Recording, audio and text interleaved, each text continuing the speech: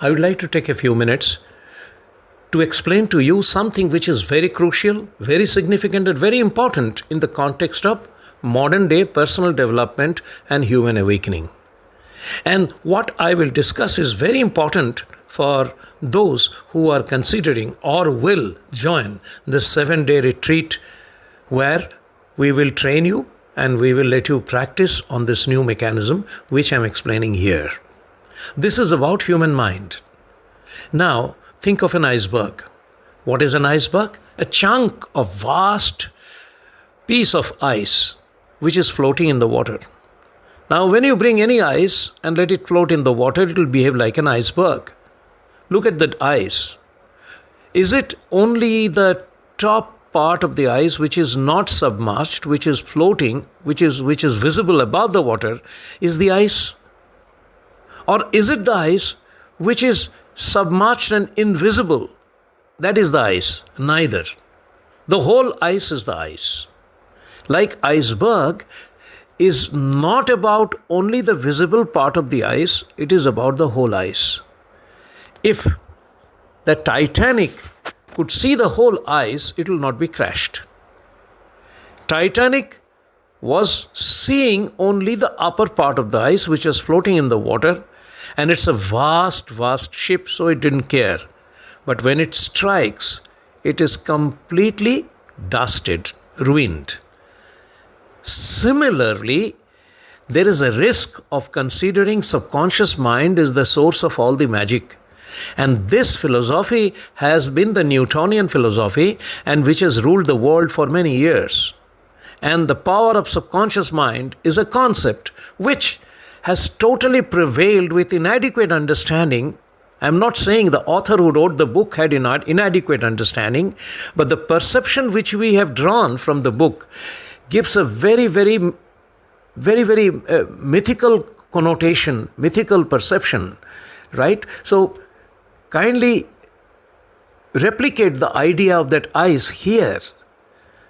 Think of the ice of the mind. And the submerged part of the ice is the subconscious mind. Submerged means subconscious, which is not visible, which is not the whole reality. Neither the upper part of the mind is fully representing the mind. So that is called the awareness, right? Now, the whole mind is the real mind, not the subconscious mind. So if we dwell on the subconscious mind, we dwell on the past. We dwell on the body. We dwell on the matter. So when we walked on the matter, we have a materialistic perspective about living in this life. The material world has come from matter. So everything materialistic in the world works on a concept like seeing is believing. Everything that is in reality you don't see. You don't see the air through your physical eye, but that's a reality. Similarly, we should work with the whole mind. That is the change. That is not the Newtonian concept. That is a quantum concept. In the quantum concept, we work on the whole mind, and that is called consciousness. Conscious mind. Conscious mind does not consider only the subconscious. The conscious mind does not consider only the visible and the perceptible part of the mind. This is the realistic mind, the whole mind. So when we call mind here, in our training, in our retreat, we talk about the whole mind. We do not talk about the subconscious mind. We depart from that old past philosophy, past to present philosophy. Past to present is a partial perception, because then we are just valuing the past and trying to be in the present. Now, the real aspect of the retreat is future present. That means whatever we will do, whatever we will actualize in this life is the future. And that future can happen with the whole mind. So working with the whole mind is the real concept of the retreat, which is the quantum mind, the quantum philosophy. So this important aspect will lift you away from the survival mode and put you in the creative mode. And then what will happen is we will be complete, and that is in other words called actualized. And that's what, in fact, long time ago Herbert Otto had written, and we have dwelled on it deeply through our modern research. And he said, we are all operating in a minute fraction of our reality and do not know how to actualize the whole reality. So the new reality about personal development is not from past to present, it is from present to future.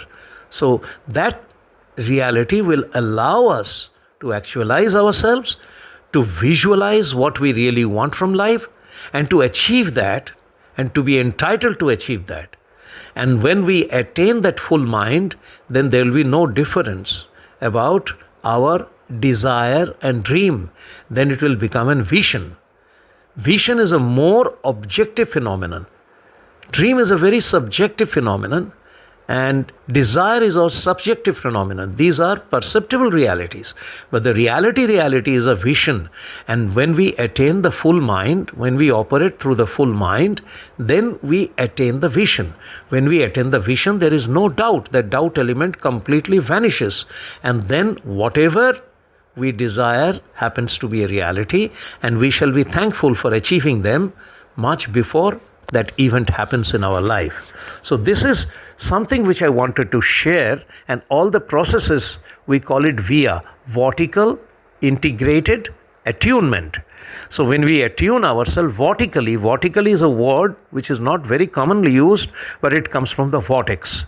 When the energy becomes a vortex and it rises from the subconscious mind to the full consciousness, full manifestation of consciousness, then we get attuned with our reality. And when we get attuned with the reality, then we actualize whatever we want in our life. This is the most beautiful thing that we shall exercise in our retreat. So make up your mind, jump in and join in. This is what you need. And this is the real growth, real development and self-actualization process, the VIA process. More we shall discuss in the retreat. Have a great day.